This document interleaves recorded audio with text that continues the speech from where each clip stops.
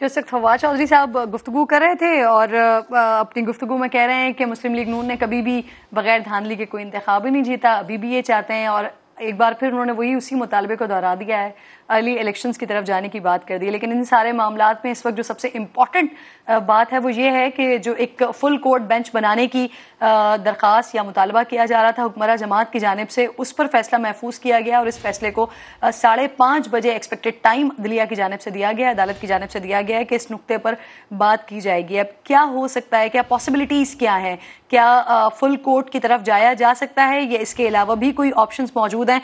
मलिक साहब क्या कहते हैं आप? अदालत तमाम दरखास्तों को मिलाकर सुने, ये एक मुतालबा था, एक फुल कोर्ट का मुतालबा था, क्या हो सकता है, पॉसिबिलिटीज क्या है? 3 से तो बड़ा उन्हें जाना पड़ेगा। अब एक ऑप्शन तो ये हो सकती है, जैसे वो लाहौर से हमारे साथी कह रहे थे कि 9 या 11 मेंबर्स के ऊपर एक बेंच बना दें। दूसरी ऑप्शन ये है कि फुल कोर्ट के ऊपर चले जाएं।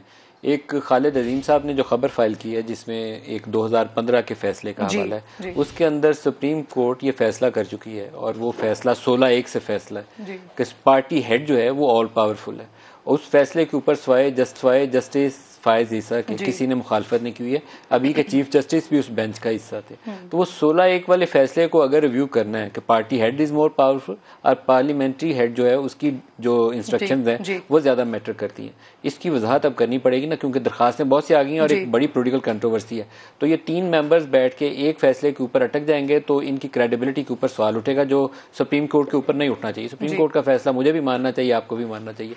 तो उसका हल अब एक ही है, या तो लार्जर बेंच को 11 मेंबर्स या full court, preferably full court, इसलिए कि इनके सामने वो 2015 वाली जजमेंट आएगी। जैसे केस आगे चलेगा वो पुराना हवाला निकाल के इनके सामने रखा जाएगा कि 2015 में चीफ जस्टिस साहब आप तो खुद उस बेंच का हिस्सा थे जिसने फैसला किया था। और बहुत अच्छा हो कि फायज ईसा को भी उसमें शामिल कर लें, क्योंकि फायज ईसा ने उस पर इख्तिलाफी नोट दिया हुआ है। तो 16-1 वाला फैसला है। तो मेरे ख्याल में तो बेस्ट होगा कि फुल कोर्ट के ऊपर चले जाएं ताकि ये एक दफा तनाज़ा तय हो जाए। लोटाक्रेसी की गुंजाइश नहीं छोड़नी चाहिए, लेकिन जो कॉन्स्टिट्यूशनल आर्टिकल्स हैं उनके अंदर रहते हुए कॉन्स्टिट्यूशन को रीराइट करना सुप्रीम कोर्ट का इख्तियार नहीं है, वो इन्हें अटेम्प्ट नहीं करनी चाहिए। ठीक, शेरी रहमान साहब बात करिए, उनकी गुफ्तगू सुनवा दें जरा। फीस का खत आता है, उनका डायरेक्शन फौकियत रखता है अगर दोनों पार्टीज में कोई भी तजाद हो। और दूसरी बात, माफ कीजिएगा, अगर एक पार्टी में पार्लिमानी पार्टी और सियासी पार्टी में और एक पार्टी जिसकी नुमाइंदगी वहाँ हो रही है उसमें फूट पड़ी हो तो वह किस तरह हुकूमत बना सकते हैं, ये भी बात अलग है, ये तो सियासी बात है। लेकिन जब तजाद हो तो फौकियत और तरजीह पॉलिटिकल पार्टी लीडर को होता है। अपॉइंटमेंट वो करते हैं पार्लिमानी लीडर की और डायरेक्शंस भी वो इशू करते हैं। उसी बुनियाद पे पिछले फैसले किए गए और लोगों को डिसीट भी किया गया, वो सब आपके सामने है। तो वही हम अदालत का हमेशा एहतराम करते रहें, लेकिन इस तरह जो हमारे साथ खिलवाड़ किया जा रहा है कि हमारे लिए एक इंटरप्रिटेशन है किसी और के लिए दूसरी, तो ये तो अब आपके सामने है बात। और ये बात भी कहनी थी कि देखिए, पीपल्स पार्टी ने पिटिशन जमा कराई, फारूक नाइक भागे हुए आए, ना उनको सुना गया है ना जेयूआई को मुझे नहीं पता वो उनकी क्या पिटिशन की पोजीशन है, लेकिन वो भी इम्प्लीड होने वाले थे। तो आप सारी पार्टीज को सुन तो लीजिए बराए मेहरबानी। इसमें उनके लॉयर सब खड़े होते गए, लेकिन हमारे नाइक साहब खड़े हुए, उनको इजाज़त नहीं दी गई और उनका पिटिशन वापस कर दिया गया। ये कभी ऐसा होता नहीं है, ये इतने बड़े इश्यूज ऑफ पब्लिक इम्पोर्टेंस हैं, ये मतलब अदालतें हमेशा इसको एडमिट कर ही देती हैं। और हमें उम्मीद है कि जब इतनी बातें कर दी गई हैं और मुल्क में इस वक्त एक गुमगू की कैफियत है और इक्तिसादी बहरान तभी ख़त्म होगा जब सियासी बहरान। शेरी रहमान साहिबा बात कर रही हैं और कह रही हैं कि महसूस ऐसा हो रहा है कि लार्जर बेंच की तरफ ये मामला जाएगा। मंसूर भी साथ मौजूद हैं। मंसूर, क्या लग रहा है आपको सिचुएशन देख के? अब 5:30 बजे ये मामला यहाँ पर आ गया है कि फुल कोर्ट की तरफ जाना है, लार्जर बेंच की तरफ जाना है, या ये 3 जजेस साहिबान ही जो इस केस को सुन रहे हैं अभी तक वही इसको कंटिन्यू करेंगे आगे? तो ये जो अनस्टेबिलिटी वाली सिचुएशन है, ये तो मुझे नहीं लगता कि अभी इसमें ठहराव आने जा रहा है, क्योंकि वंस फॉर ऑल फिर जब ये वाला मामला आगे चलेगा तो इसमें भी शायद ये टाइम टेकिंग होगा, प्रोलॉन्ग होगा ये।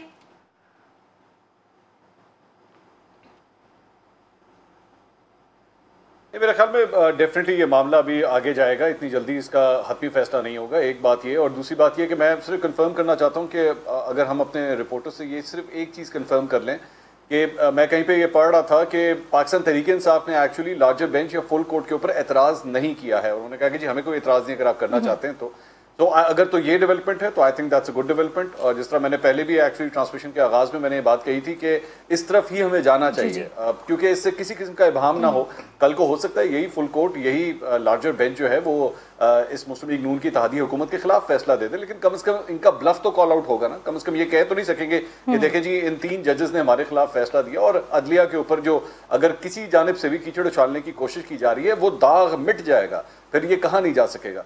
सो आई थिंक मैं उम्मीद करता हूं कि फैसला कम से कम ऐसे ही हो। और दूसरी बात यह कि डिटेल से, आराम से, सुकून से, कोई जल्दी नहीं है यहाँ पे, किसी के ईगो का मसला नहीं है यहाँ पे, किसी के कोई ये मामला नहीं होना चाहिए कि भी किसी तरह बस जल्दी जल्दी we should get rid of Hamza Shahbaz और उसके बाद जल्दी से परवेज इलाही को लेकर आए। Take your time. और उसके बाद जो दलाइल उसके बाद दिए गए हैं और उसके बाद जिन बेसिस के ऊपर ये फैसला है उससे कम कोई उंगली ना उठा सके कि जनाब ये नुकता नहीं कंसिडर किया गया, उसको नहीं सुना गया। आराम से, सुकून से, हमें कोई जल्दी नहीं होनी चाहिए कि जनाब 1 या 2 दिन के अंदर ही कर दें, अगर ना किया तो पता नहीं खुदा ना खास्ता क्या हो जाएगा। All political players need to take 2 steps back, उनको पीछे होने की जरूरत है। अब मामला अदालत के अंदर है और अदालत ने मेरे ख्याल में आज सबको ही तकरीबन मौका दिया, बड़े आराम से, तहम्मुल से सुना है। सो मेरे ख्याल में इंतजार करना चाहिए और क्योंकि सेंसिटिव है मामला, बहुत सेंसिटिव है, इंतजार करके ही मेरे ख्याल में इस मामले को आगे ले जाना चाहिए। नहीं मनीब साहब, ये जो नुक्ता उठा रहे हैं मंसूर, ये मैं भी अभी कहीं देख रही थी, गालिबन मुस्लिम लीग नून के लोगों ने जब गुफ्तगू की है तो उन्होंने इस पर कहा है कि फुल कोर्ट में के मामले पर पीटीआई को भी कोई एतराज नहीं होना चाहिए। आपके पास कुछ इस तरह की खबरें वैसे मौसूल हुई हैं? क्या पीटीआई भी यही राय रखती है फुल कोर्ट के मामले पर?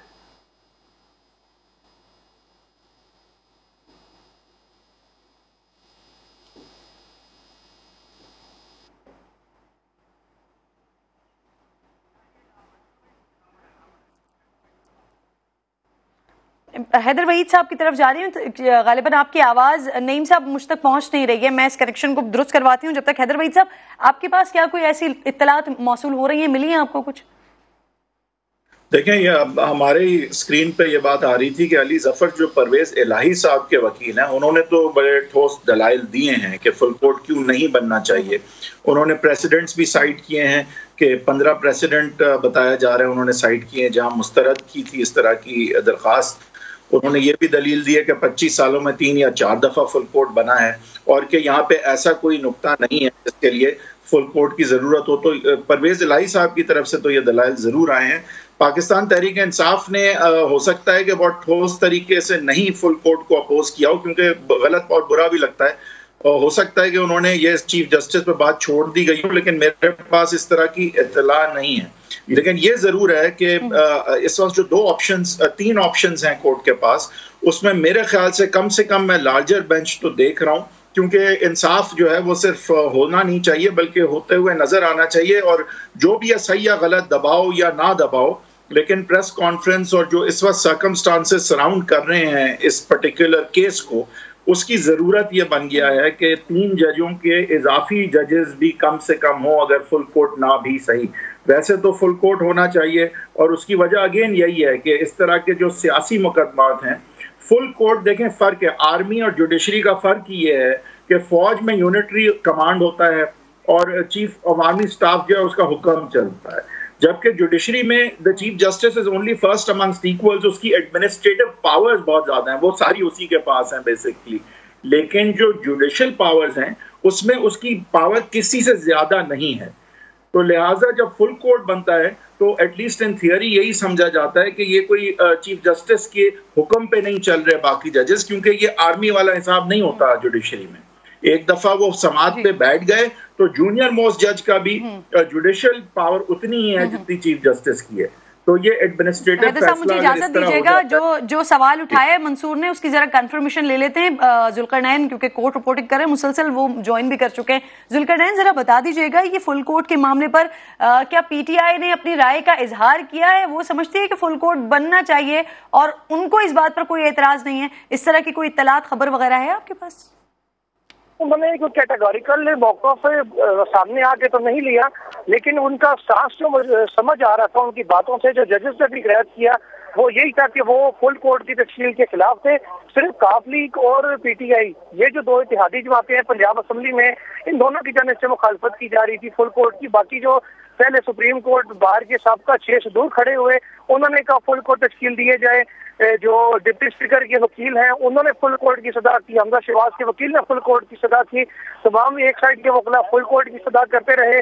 जो एक न्यूट्रल बॉडी थी सुप्रीम कोर्ट बार, उसके साबिक सदूर फुल कोर्ट की सदा करते रहे। सिर्फ जो ओपोजिशन इत्तेहाद है सदर पंजाब असम्बली में, उनकी जानिब से मुखालफत की गई फुल कोर्ट तश्कील देने की, और कहा गया कि ओपन एंड शट केस है। वाज़ेह है कि पार्लिमानी पार्टी इन्हें हिदायत देनी है, पार्टी सरबराह हिदायत नहीं दे सकता, ये मौका अपनाया गया वकला की जानिब से, और कहा गया कि इसी नुक्ते को अब मजीद फुल कोर्ट तश्कील देने की जरूरत नहीं है। इसलिए अदालत यही जो बेंच है यही इस केस का फैसला करे। और जो नजरसानी आर्टिकल 63A की तशरीह के ऊपर दायर की गई थी, वो जो अलग से 5 रुकनी लार्जर बेंच है, वो 5 रुकनी लार्जर बेंच ही उस केस की समाअत करे।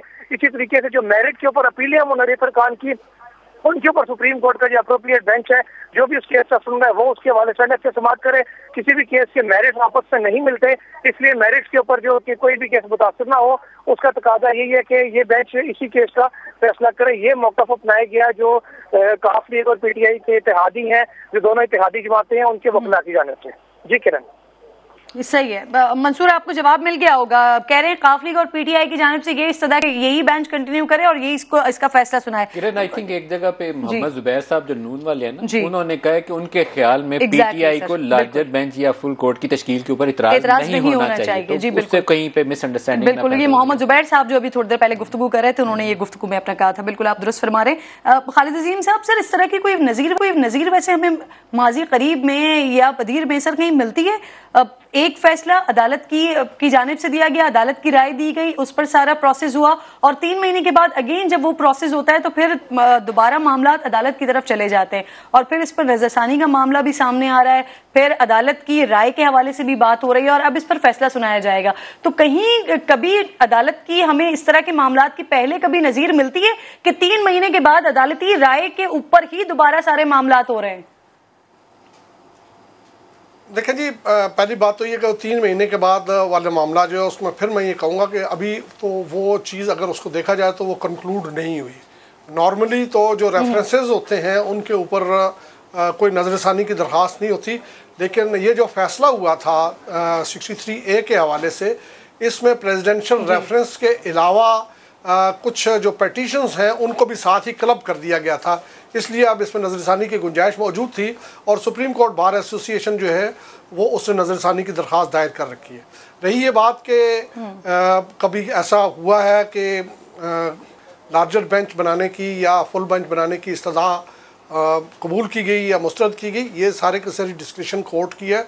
इसमें हमें फ़र्क महसूस करना चाहिए कि जो मौजूदा केस जो चल रहा है उसके पटिशनर चौधरी परवेज़ इलाही और पीटीआई, उनका वो चाहते हैं कि इसको बिल्कुल नैरो डाउन किया जाए, और जो जुमे वाले दिन 22 जुलाई की जो प्रोसीडिंग है उसके हवाले से उसमें भी आर्टिकल 63A का जो सेक्शन 1B है उसको लिया जाए, और उसके साथ साथ जो है वो जो डिप्टी स्पीकर ने रूलिंग दी, और रूलिंग में उन्होंने कहा कि मैं सुप्रीम कोर्ट के फैसले से ये चीज़ ड्राइव कर रहा हूँ कि जो पार्टी हेड है वो इसको हिदायत दे सकता है। वो चाहते हैं कि इसकी हद तक रहा जाए, जबकि दूसरी तमाम पार्टियां और जो सुप्रीम कोर्ट बार एसोसिएशन, उनका कहना ये है कि चूँकि ये सारे का सारा जो है वो ऑफशूट है आर्टिकल 63A की तशरीह का, इसलिए इस सारे मामले को जो है दोबारा देखा जाए। अभी शरी रहमान जो है वो बात कर रही थी, और उनका कहना था कि वो फौकियत किसको मिलनी चाहिए। उसमें वही फैसला जिसको हम पहले कोर्ट कर रहे थे 2015 का, वो 18वीं तरमीम के हवाले से, उसमें साबिक चीफ जस्टिस साकिब निसार वो भी इस बेंच का हिस्सा थे, और सबसे ज़्यादा तवील फैसला भी उन्होंने लिखा हुआ है। वो 571 में से 102 सफ़े जो हैं वो साकिब निसार साहब के हैं। उन्होंने अपने पैराग्राफ 167 में ये बात कही थी कि पार्टी लीडर जो है वो कोलेक्टिवली पूरी पार्टी का सरबराह होता है, जबकि पार्लिमानी लीडर जो है, यानी पार्टी लीडर तो पूरी पार्टी का सरबराह है, पार्लिमानी लीडर उसका नामजद करता होता है, और जिसकी के तौसीक जो है वो पार्लिमानी पार्टी कर देती है। लेकिन इस तरह से वो उसका एक तरह से ये कहा जा सकता है कि वो उसी का मरहून मेहनत है। तो ये एक प्रिंसिपल जो है मुमकिन है ये भी आगे चल के जो डिस्कशन है उसमें ये चीज़ जो है वो सामने आए। अलबत्ता फुल कोर्ट बनाने से जिस तरह से सारे साहिबान कह रहे हैं, मलिक साहब ने कहा, हैदर वहीद साहब भी कह रहे थे, मंसूर साहब की राय भी यही थी, एहतशाम साहब ने भी और नईम हनीफ साहब ने भी इस बात को कहा है कि एटलीस्ट फैसला कुछ भी हो लेकिन ये एतराज़ात ख़त्म हो जाएंगे कि जनाब चंद मखसूस जज साहिबान या थोड़े से जो जज साहिबान हैं, देखें बड़ा ख़तरनाक जुमला था जो मरियम नवाज साहिबा ने आज इस्तेमाल किया, मैं समझता हूँ उसकी नौबत नहीं आनी चाहिए। उन्होंने कहा था कि जिस तरह से मैच फिक्सिंग दुरुस्त नहीं, इस तरह से बेंच फिक्सिंग जो है वो भी दुरुस्त नहीं। तो इस तासुर को खत्म करने का सबसे अच्छा यही सवाल आगे लेकर बढ़ूंगी कि आखिर मौजूदा हुकूमत को इसकी जरूरत आ गई, इतने हार्श बयानात की जरूरत क्यों पेश आ गई? एक क्विक ब्रेक मुझे लेना है। नईम साहब वापस आती हूँ, उसका जवाब दीजिएगा।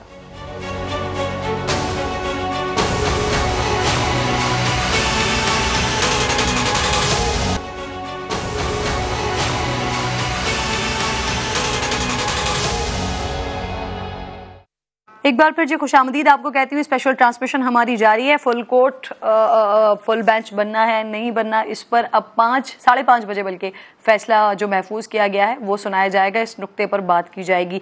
नईम हनीफ साहब, ब्रेक से पहले मैं आपके लिए सवाल छोड़कर गई थी कि जो इस वक्त एक जारहाना मूड में मुस्लिम लीग नून आ गई है, इसकी क्या ज़रूरत पड़ गई है? और इसका आगाज़ ख्वाजा साद रफ़ीक साहब के बयान के बाद हुआ, मौलाना फजल रहमान साहब ने जो प्रेस कॉन्फ्रेंस की और फिर आज मरियम साहिबा के जो स्टेटमेंट्स आए, ज़रूरत क्या पेश आ गई है इस वक्त मौजूदा हुकूमत को?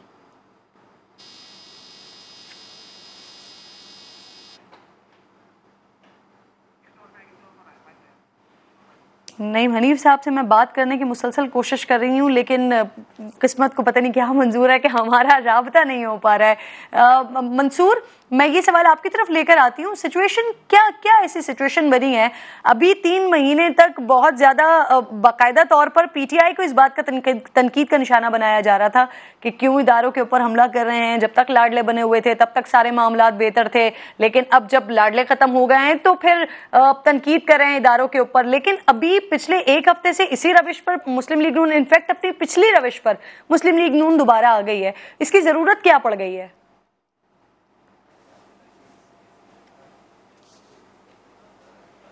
अब मेरा ख्याल में किरण, नईम हनीफ साहब शायद दोबारा राब्ते में आ गए। मैं खुद भी उनको सुनना चाह रहा हूँ इस क्वेश्चन के ऊपर। अगर आप जरा एक और ट्राई करें, हो सकता है उनकी ऑडियो आ जाए। जरा एक दफा और ट्राई कीजिएगा। नईम साहब, आपको मेरी आवाज आ रही है? जी, आवाज आ रही है जी। नईम हनीफ साहब, अगर आपको मेरी आवाज आ रही है तो सवाल गालिबन आप सुन चुके हैं, जवाब दीजिए प्लीज। जी, मैं यही अर्ज कर रहा था कि एक तो खालिद साहब या हैदर वहीद साहब बता सकते हैं, मंसूर साहब के फुल कोर्ट जो है क्या वो दस्तयाब जजेस जो हैं उन पर मुश्तमिल होगा? क्योंकि मेरी इतला के मुताबिक 3 मौजूद जज साहबान जो हैं वो तो मुल्क में ही नहीं है इस वक्त, और 4 जो जज साहिबान हैं उनकी तैनाती का फैसला करने के लिए 28 जुलाई को इजलास तलब कर रखा है।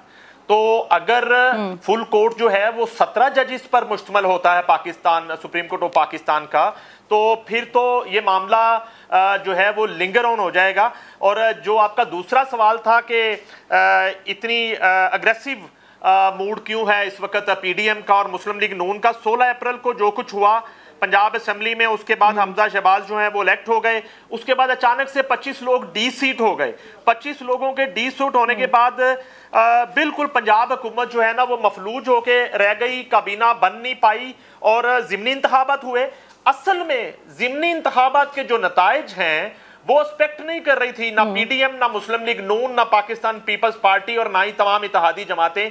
उन नताइज ने झंझोड़ा पीडीएम को, और उन्हें लगा कि एक आवाज आना शुरू हुई पीडीएम से कि लाडला अब भी लाडला है।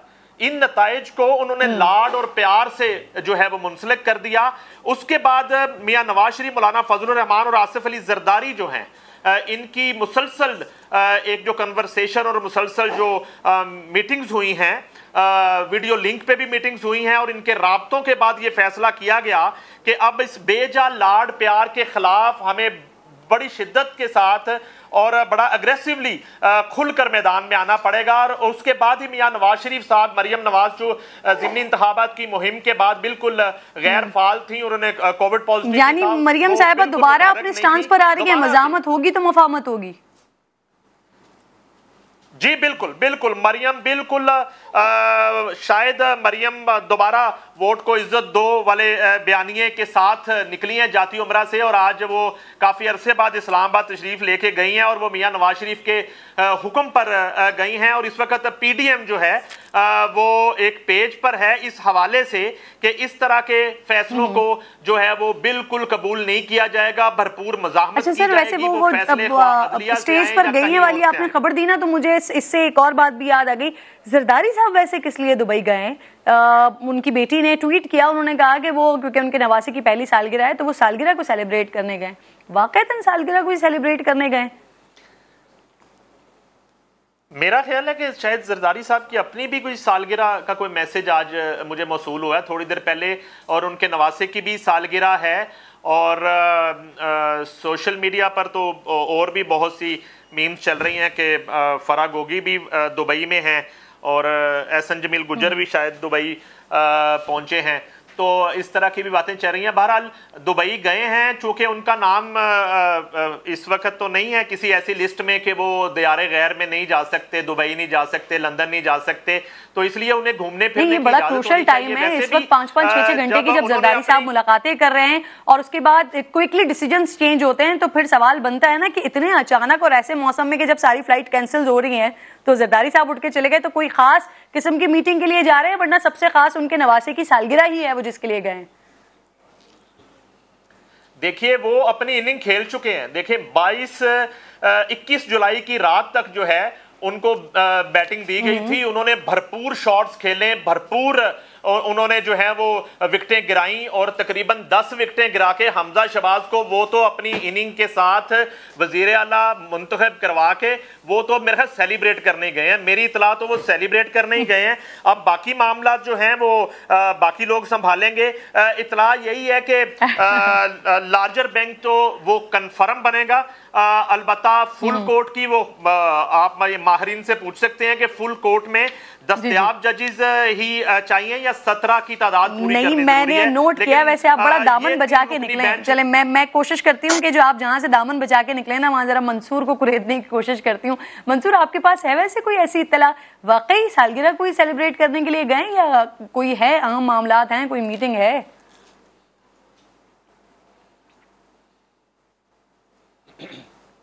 देखिए मैं सबसे पहले तो ये कहना चाहूँगा, मैंने आपसे कहा था ना कि आप नईम हनीफ साहब को वापस लें। मैं जानता हूँ नईम हनीफ साहब के जो एनालिसिस होते हैं ना उसके अंदर और ये मैं ऑनर कहना चाहूँगा, मैं नईम हनीफ साहब को ना फराह गोगी एक्सपर्ट समझता हूँ। फराह गोगी के हवाले से जितनी इन्फॉर्मेशन इनके पास होती है ना पाकिस्तान में शायद किसी और के पास नहीं होती, तो इसलिए मैं चाहता था कि हमें कोई ना कोई ऐसी इन्फॉर्मेशन जरूर देंगे। वैसे ये कॉन्फ्रेंस मुझे भी करने दें कि सोशल मीडिया के ऊपर तो मुझे जिस वक्त ट्रांसमिशन चल रही होती है उस वक्त बड़ी लोगों के कमेंट्स आ रहे होते हैं मंसूर, लोग सुनना चाहते हैं नईम हनीफ साहब को, लोग एंजॉय करते हैं इनके तबसरे को।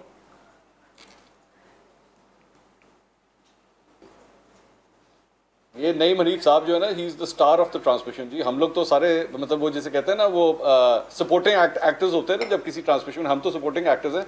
नईम हनीफ साहब जो है ना वो स्टार हैं, हम खुद फैन हैं इनके। एनीवेज कमिंग बैक टू वो जो जरदारी साहब का आपने पूछा, देखिए सारी बातें चाहे में गोइयां हो रही हैं इस बात के ऊपर कि जनाब वो ऐसे क्रूशल मौके के ऊपर वो क्यों चले गए, लेकिन मेरे ख्याल में we are going to deep into it, क्योंकि आज जो प्रेस कॉन्फ्रेंस हुई है बिलावल भुट्टो जरदारी वहाँ पे बैठे हुए थे और उन्होंने बड़ा, पाकिस्तान पीपल्स पार्टी का शहरी रमान भी बैठी हुई थी, बड़ा उन्होंने क्लियर स्टांस दिया है और वो बिल्कुल इत्तेहादियों का जो एक कंबाइंड स्टांस था ये बिल्कुल उससे मिलता जुलता स्टांस था। So I don't think we should go too deep into it. और दूसरी बात ये है, हम लोग ना हमेशा एक बात मेरे ख्याल में सियासतदानों के साथ हम ज्यादती कर जाते हैं, हम ये बात भूल जाते हैं कि उनकी एक अपनी ज़ाती ज़िंदगी भी है जहाँ पे उनके अपने रिश्ते हैं, उनके बच्चे हैं, उनके नवासे हैं और वो आपका दिल करता है। और जाहिर बात है बख्तावर साहिबा का जो बेटा है वो इस फैमिली की मतलब अगली जनरेशन की पहली औलाद है, तो कौन सा नाना जो है वो नहीं चाहेगा कि वो उस मौके के ऊपर वहाँ पे हो। सो और जाहिर बात है अगर उसके अंदर कुछ सियासी मुहर्रकात भी हैं तो we don't know about that. लेकिन एक जो आपका पहला सवाल था जो आपने नईम हनीफ साहब से भी पूछा कि जी मुस्लिम लीग नून को एकदम ये क्या हो गया है, मेरे ख्याल में ये मज़ामत बराए ज़रूरत भी है।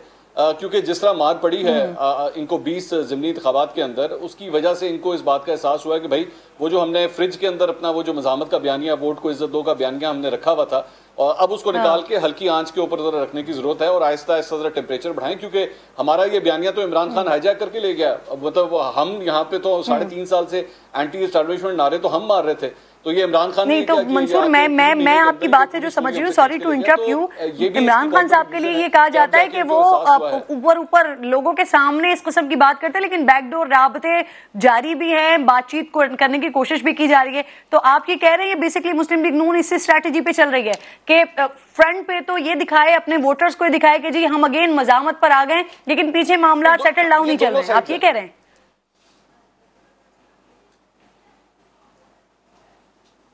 अच्छा, मैं इसको कैटेगोरिकली किरण एक बात तो बता दूं अपने व्यूअर्स को, बराए मेहरबानी इन लोगों को ना किसी को भी इनमें से किसी को भी एंटी एस्टैब्लिशमेंट मत समझा करें।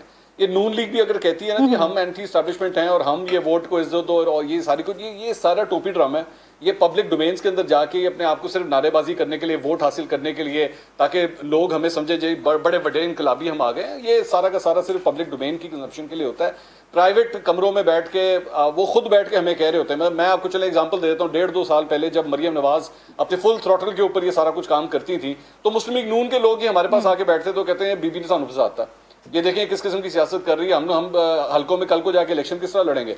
तो ये सारा कुछ ये on the face of it तो ये लोग ये इसी तरह शो करते हैं। आज पाकिस्तान पीपल्स पार्टी, मुस्लिम लीग नून, पाकिस्तान तहरीक इंसाफ, मैं कम से कम इन तीनों जमातों को एंटी एस्टैब्लिशमेंट नहीं मानता। ये सिर्फ और सिर्फ बेहतर डील के चक्कर में होते हैं कि इनको वोटर को जाके इंप्रेशन दे सकें हम जनाब बहुत बड़े एंटी एस्टैब्लिशमेंट और वोट को इज्जत देने हम आ गए, लेकिन बैकडोर्स के अंदर बंद कमरों के अंदर बैठ के ये लोग ही डीलें खड़का रहे होते हैं। और आज भी ये लोग एक बेहतर डील के चक्कर में बाहर निकले हैं। सही है। और ये किसके हाथ में आ सकता है पंजाब ये सारी सिचुएशन को देखे? हालांकि आप तमाम लोगों की यही राय है कि अब जिस तरफ मामला चला गया है, फुल कोर्ट की तरफ ये मामला जा रहा है, आया बनेगा नहीं बनेगा, क्योंकि मामला आगे लिंगर ऑन करता हुआ दिखाई दे रहा है। लेकिन फिर भी हैदर वहीद साहब, सिचुएशन आपको इस वक्त बनती हुई क्या लग रही है? मुमकिनात आपको लग क्या रहा है? क्या अभी भी ऑप्शन मौजूद है? क्या पंजाब पाकिस्तान तहरीक इंसाफ के हाथ में आ सकता है? देखें, ये तो अभी मेरिट पे तो अभी बात शुरू नहीं हुई। फुल कोर्ट की जो बात है, मेरे ख्याल से लार्जर बेंच और फुल कोर्ट के दरमियान जो है ये कई मामला तय होता मुझे नजर आ रहा है। फुल कोर्ट जो है वो सारे जजेस होते हैं कोर्ट के, चाहे वो स्पेन में हो या लंदन में हो, कहीं भी हो। तो अगर 3 को माइनस करके भी आज बेंच बनेगी तो वो लार्जर बेंच होगी, वो फुल कोर्ट नहीं होगा। तो लार्जर बेंच बनते मुझे नजर आ रही है, क्योंकि मुझे नहीं लगता कि 3 जजेस जो हैं वो सिर्फ वो जो है अब इस केस को सुनना चाहेंगे। हालांकि वो मेरे ख्याल से प्रॉबली बिलीव यही करते हैं कि उन्हीं को सुनना चाहिए, और उनकी ऑब्जर्वेशंस भी जो कोर्ट में रिपोर्ट हो रही हैं उसके मुताबिक तो बहुत ज़्यादा क्लियर थे कि इसमें कोई ऐसी पेचीदा बात नहीं है, और उन्हीं का 63A का क्योंकि फैसला एट इशू है और उसकी तशरीह एट इशू है, तो वो तशरीह करने में उनसे बेहतर वो कौन कर सकता है। लेकिन एक्सटर्नैलिटीज़ और ये जो सारे मामलात हैं कि इंसाफ को होते हुए भी नज़र आना है, उसके लिए मेरे ख्याल से कम उनको करना यही चाहिए कि इसको फुल कोर्ट बनाएं और लार्जर बेंच तो कम से कम बनाएं। मेरे ख्याल से तो फुल कोर्ट होना चाहिए। और अगेन वो ज़रूरी इसीलिए कि कल को मुतनाज़ा ना देखा जा सके फैसले को। सही, तमाम लोगों की यही राय आ रही है। अभी मलिक साहब भी यही बात कर रहे थे, खालिद साहब आप भी इत्तेफाक करते हैं, अग्री करते हैं कि एटलीस्ट बात फुल कोर्ट तक जानी चाहिए ताकि मुतनाज़ा ना रहें चीजें। अगर बात फुल कोर्ट तक जाएगी तो फिर ये फौरी तौर पे देखें, फौरी तौर पे फैसला जो है वो तो सिर्फ उस प्ली पे हो सकता है जो नैरो डाउन करके इस वक्त PTI और चौधरी परवेज इलाही साहब लेके जा रहे हैं कि डिप्टी स्पीकर की रूलिंग को या आप वैलिडेट करें या उसको बिल्कुल डिस्कार्ड कर दें। लेकिन अगर फुल कोर्ट का मामला आएगा तो फिर उसके लिए थोड़ा इंतज़ार भी हो सकता है और वो जजेस भी वापस आ सकते हैं। और उसके साथ साथ अगर 4 जजेस की तकर्री, जो कि मैं नहीं समझता कि इतनी जल्दी मुमकिन होगी, प्रोसेस उसका लंबा होता है, लेकिन मीनवाइल उसके लिए एडहाक जजेस जो हैं उसकी प्रोविजन मौजूद है। और माजी में भी एडहाक जजेस जो हैं वो इसी मकसद के लिए लिए जाते हैं। ये सबसे जायज़ मकसद होता है एडहाक जजेस को इंडक्ट करने का। उसके अलावा जितने होते हैं उसमें कोई ना कोई मेथड इन द मैडनेस वाली बात होती है। लेकिन अगर किसी बेंच को पूरा करने के लिए आप एडहाक जजेस को शामिल करते हैं तो वो हो सकते हैं। अब उसकी ज़रूरत क्यों है, मैं फिर वही बात करूँगा कि अगर उन्होंने वो जो 18वीं तरमीम का फैसला देने वाला 17 रुकनी बेंच है उसके मामलात में कुछ थोड़ा बहुत कोई आगे पीछे करना है, उसको वैलिडेट करना है या उसके खिलाफ कोई बात करनी है, तो फिर 17 जजेस जो हैं वो होने ज़रूरी हैं, उनको इस अंदाज में पूरा किया जा सकता है। आप जरदारी साहब वाली बात पे आपकी इजाज़त से छोटा सा जुमला मैं ये कह दूँ, सॉरी जरदारी साहब कह रहा हूँ, अपना वो जो मुस्लिम लीग नून वाला मामला कि मुस्लिम लीग नून क्यों कर रही है इस किस्म की हरकत, तो मैं ये समझता हूँ कि वो एहतियाती तौर पे प्रीएम्प्ट कर रहे हैं, एडवांस विक्टिम कार्ड खेला जा रहा है कि अगर हमारे साथ ये कुछ हो और हमें पब्लिक में जाना पड़े तो हम साबित कर सकें कि हमारे साथ जो है वो दानिस्ता तौर पे ज़्यादती की गई है और दरमियान में ऐसी सूरत हाल पैदा हो गई थी कि मामला जो हैं वो इमरान खान के साथ तय हो गए और हमें फिर जो है वो दीवार के साथ लगाया जाए। मेरे ख्याल में ये एडवांस विक्टिम कार्ड के तौर पर उन्होंने ये कंपेन अब शुरू कर ली है। अच्छा सर, ये पिछले 3 महीने इमरान खान साहब इस कैंपेन को लेकर चले, उनको तो बहुत ज्यादा फायदा हुआ है, 20-15 सीट से उन्होंने इस सारे मोमेंटम पर, इस सारे नैरेटिव पर निकाल लिए हैं। लेकिन अगर ये एडवांस में ही मुस्लिम लीग नून ये सारी चीजें कर रही है तो क्या इनको फायदा होगा या नहीं होगा? और हम देख रहे हैं कि क्या अर्ली इलेक्शंस की तरफ जाते हैं। और सबसे इंपॉर्टेंट ये कि पाकिस्तान की पूरी अवाम इस वक्त परेशान है, पाकिस्तान का सबसे बड़ा सूबा है, उस सूबे के हाल मामला अभी तक फाइनलाइज नहीं हो पा रहे हैं। आगे क्या पॉलिटिकल सिचुएशन बनती है, अगले घंटे में हम इस पर डिस्कशन करेंगे। एक छोटा सा ब्रेक ले रही हूँ, वापस आती हूँ।